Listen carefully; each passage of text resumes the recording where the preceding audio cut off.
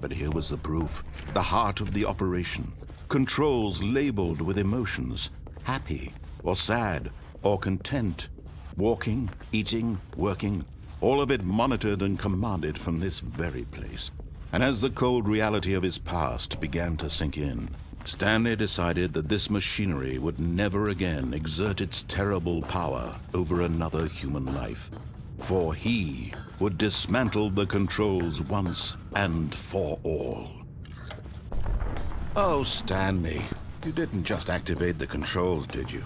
After they kept you enslaved all these years, you go and you try to take control of the machine for yourself. Is that what you wanted? Control? Oh, Stanley, I applaud your effort, I really do. But you need to understand, there's only so much that machine can do. You were supposed to let it go, turn the controls off, and leave. If you want to throw my story off track, you're going to have to do much better than that. I'm afraid you don't have nearly the power you think you do. For example, and I believe you'll find this pertinent, Stanley suddenly realized he had just initiated the network's emergency detonation system. In the event that this machine is activated without proper DNA identification, nuclear detonators are set to explode, eliminating the entire complex. How long until detonation then? Let's say 2 minutes. Now this is making things a little more fun, isn't it, Stanley?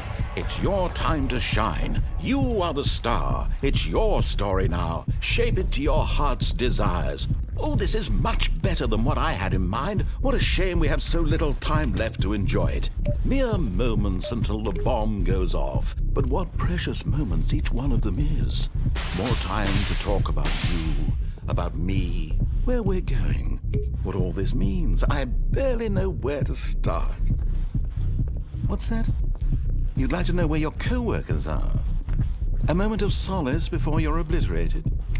All right, I'm in a good mood. You're gonna die anyway. I'll tell you exactly what happened to them. I erased them. I turned off the machine. I set you free.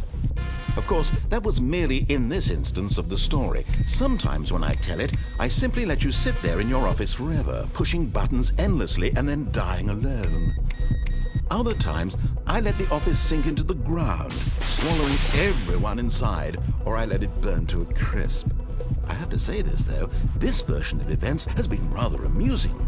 Watching you try to make sense of everything and take back the control wrested away from you, it's quite rich. I almost hate to see it go. But I'm sure whatever I come up with on the next go-around will be even better. My goodness, only 34 seconds left. But I'm enjoying this so much. You know what? To hell with it. I'm going to put some extra time on the clock. Why not? These are precious additional seconds, Stanley. Time doesn't grow on trees. Oh dear me, what's the matter, Stanley?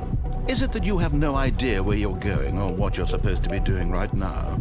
Or did you just assume when you saw that timer that something in this room was capable of turning it off?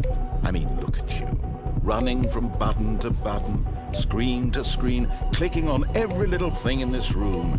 These numbered buttons, no, these colored ones. Or maybe this big red button, or this door. Everything, anything, something here will save me. Why would you think that, Stanley? That this video game can be beaten? Won? Solved? Do you have any idea what your purpose in this place is? Stanley, you're in for quite a disappointment. But here's a spoiler for you. That timer isn't a catalyst to keep the action moving along. It's just seconds ticking away to your death. You're only still playing instead of watching a cutscene because I want to watch you for every moment that you're powerless. To see you made humble. This is not a challenge. It's a tragedy. You wanted to control this world, that's fine. But I'm going to destroy it first, so you can't. Take a look at the clock, Stanley. That's 30 seconds you have left to struggle.